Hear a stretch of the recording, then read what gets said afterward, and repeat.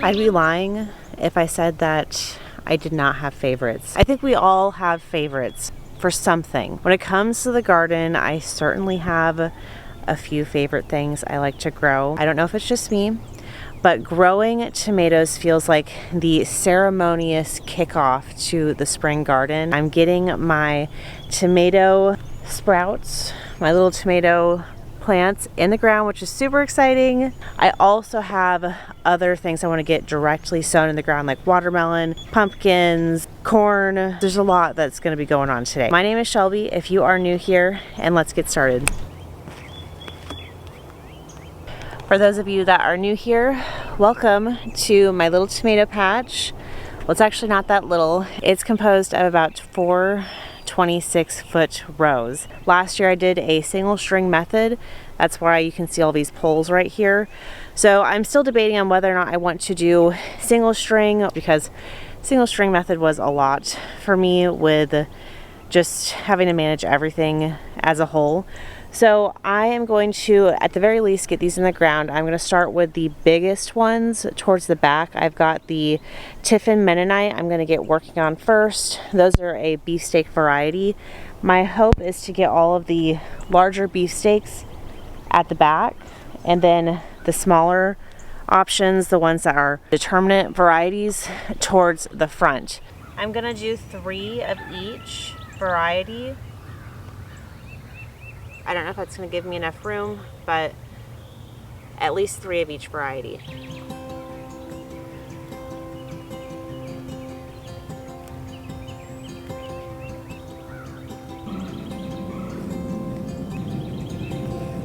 Right here we have the pineapple tomato.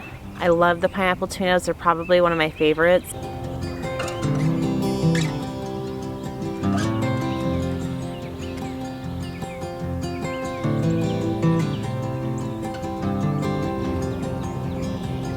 We've got the German Johnson tomato. One of you commenters commented and said that it was a really popular variety at the farmers markets up in North Carolina. And they said it was like a really nice, like kind of pink variety, which I'm really looking forward to seeing what that's like. We're moving on to the vintage wine tomato.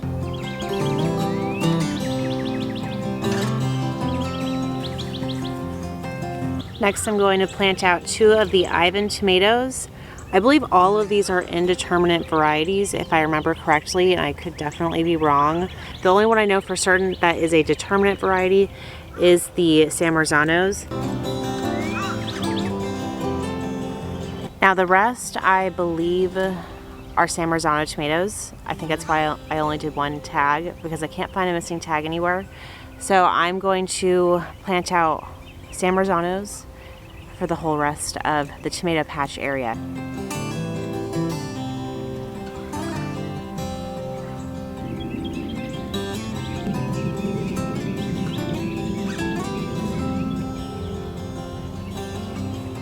Okay, we officially have tomatoes in the ground in my tomato patch. Now there is an area that would allow for 4 more tomato plants.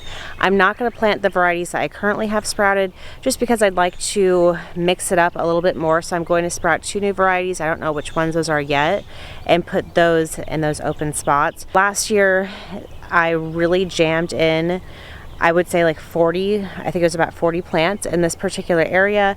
And this year, I didn't count, but it's definitely around half that amount. I'm going for quality versus quantity this year. You live and you learn. Welcome to the new extension to my garden. What I've done is put a bunch of little soil piles. Yesterday I did this all through this area. I'm out of seed markers, so this video is going to be my catalog of where I planted everything. Now to start out, we're going to do butternut squash. I've had a lot of amazing success with butternut squash. It's the only winter squash I've grown successfully. So I want to know that I've got something to feel proud of.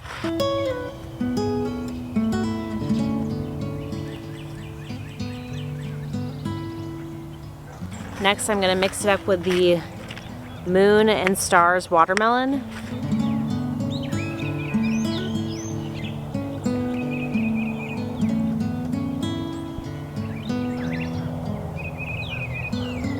Moving on to spaghetti squash.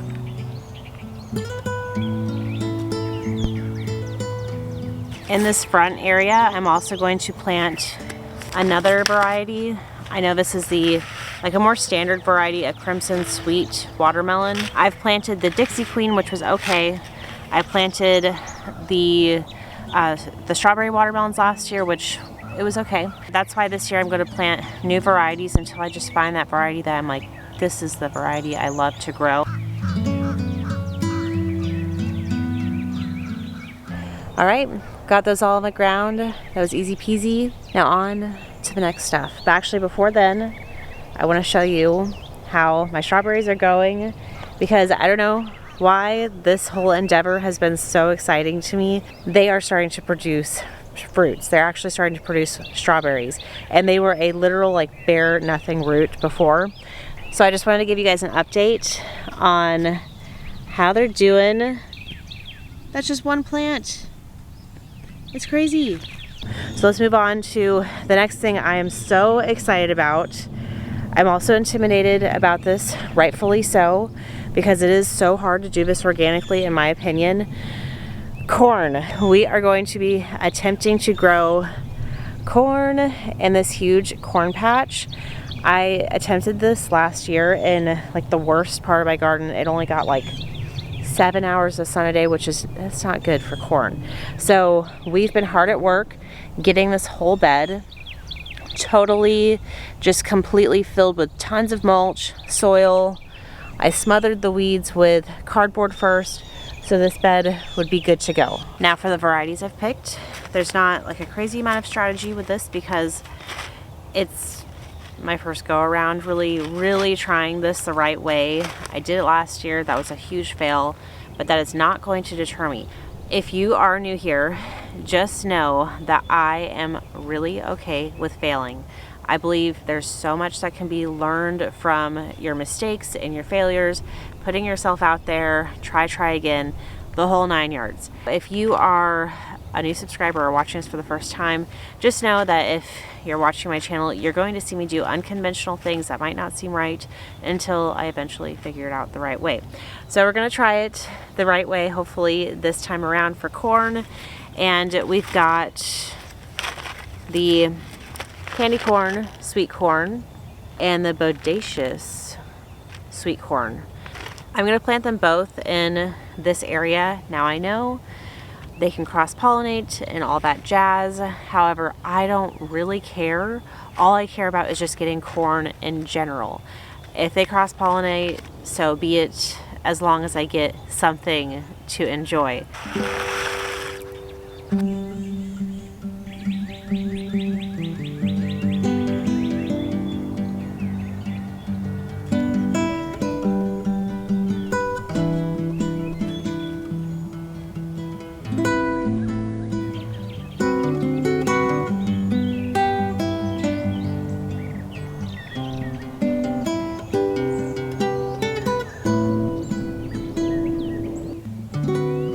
There's not much to see right now, but there's corn in the ground. So that actually held both seed packets quite easily.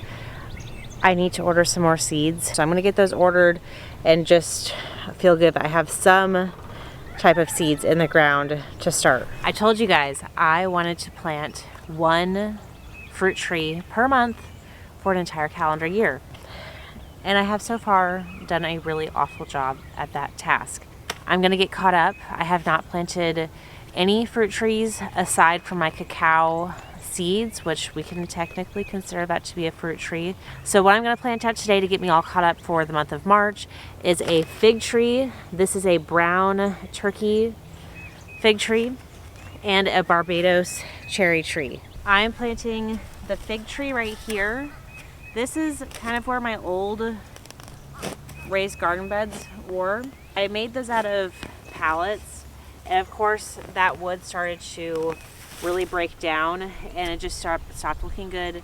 And I decided that this particular area doesn't get a tremendous amount of full sun, so I'm gonna start planting some more permanent things like trees and some fruit bushes over here.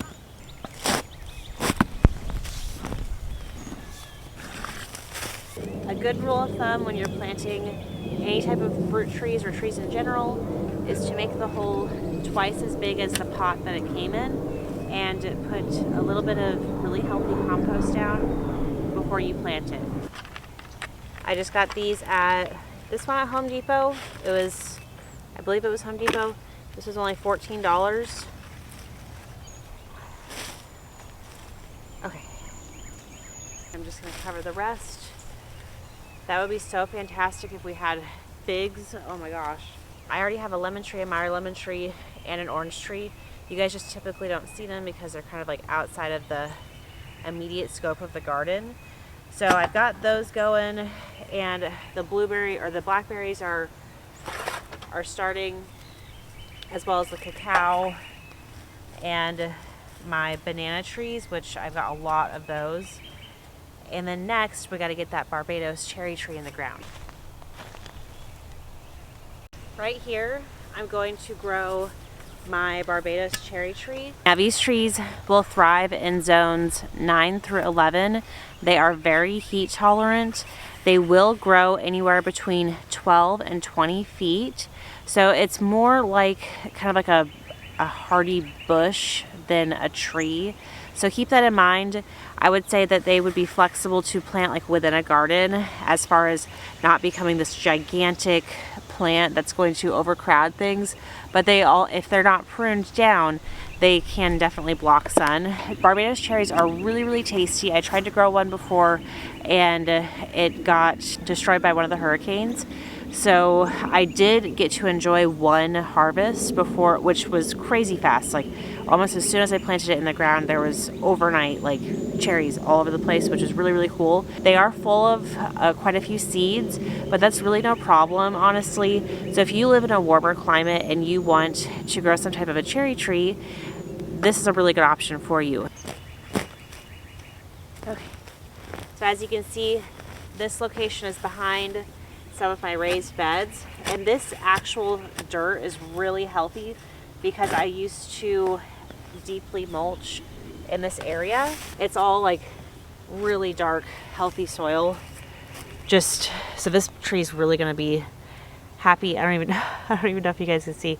This tree is gonna be really happy in this area because I've been conditioning the soil for so long using those no-dig practices, which is really exciting. And that's the reason why I didn't want to use tarp, a type of like garden fabrics, although I do have some tarps down just in the meantime until I can get to work on those areas. But I didn't want to use any type of permanent garden fabrics in my garden, so I could have more flexibility on what I'm planting where.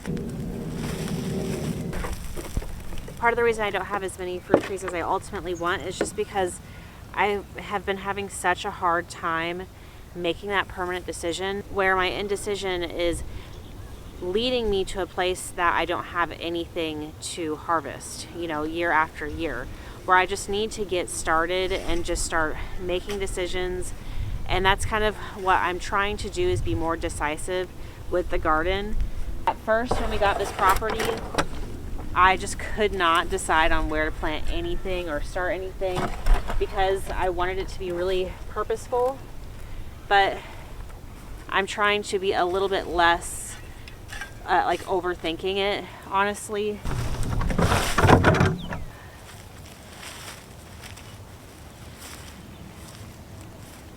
By this point, you will definitely want to make sure that you give them a really good watering and maintain really solid watering routine for these plants, I would say, for the next month. So now we have our Barbados cherry tree in the ground.